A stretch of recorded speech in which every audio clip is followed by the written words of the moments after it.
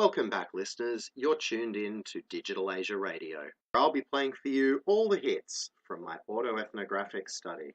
I'm going to play something a little bit different for you now because we'll be stepping outside of the actual Korean and Japanese music industries themselves and looking at Jayesslee, who are their twin sisters, who are second generation Korean Australians. They're successful musicians primarily through their YouTube presence, although they do now tour and perform live sort of globally as well.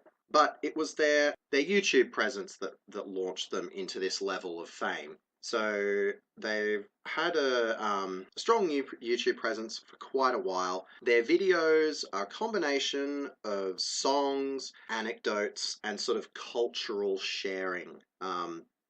So they're sort of storytellers and performers, and their personalities as well. Overall, as an online presence, I find Jayesslee to be quite warm and welcoming and friendly and personal. And it's really, I think, hard not to warm to them because they're so comfortable on camera and comfortable with really sharing and being honest with their community of fans. So there's a nice sort of dialogic relationship between the community and the performers in this dynamic. So the songs that they sing are actually cross-cultural in a lot of ways, and they range from Korean pop to US pop, Korean traditional music, as well as actually some Hillsong and Christian religious music as well, because that's sort of reflective of their personal beliefs. So they share a lot of private life stories with their audience as well. So they've announced their engagements, their weddings, and their pregnancies, and sort of shared them on their YouTube page. And they also share sort of their tour footage as sort of video postcards, as it were, as they're touring around the world. And as you get amongst their YouTube channel and really start to look at the wealth of material that they've produced over the years, it starts to build a mosaic of sorts out of the various cross-cultural, religious, and personal experiences.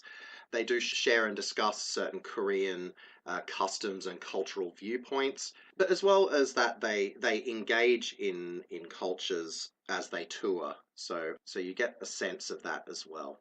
However, when you're analyzing this, or when I'm analyzing this to get that sort of broader picture, I have to be aware that although it is a mosaic and it does form something of a bigger picture of all these fragmented narratives, whenever I'm piecing together and bridging these gaps in the narratives, I also have to be aware that I am making certain assumptions and sort of leaps, as it were, of imagination to get a sense of their experiences as both Australians and sort of inheritance of Korean culture and custom. So I'm going to play two songs of theirs for you.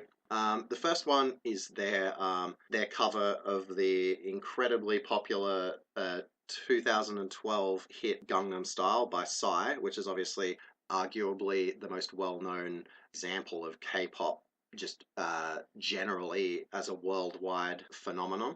And then after that, I'm going to be sharing one of their very first videos, which is a Korean lullaby, and they actually go into quite a lot of detail in that song, sharing the various aspects of what that song means to them, and also sort of introducing themselves and some of the Korean customs, such as the relationship between older and younger siblings. Even if they're twins, the older twin must be paid respect from the younger twin, and so on.